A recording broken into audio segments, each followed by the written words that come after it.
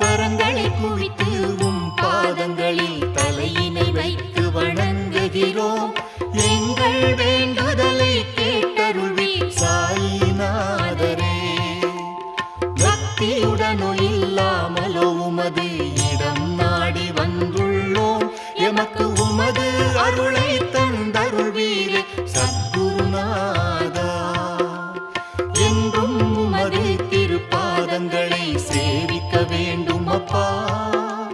கருணை காட்டி எமக்கு உமது அருளே தாருமையா. துகாராம் வேண்டுகிறார் எமது நாம ஜபம் கேட்டு.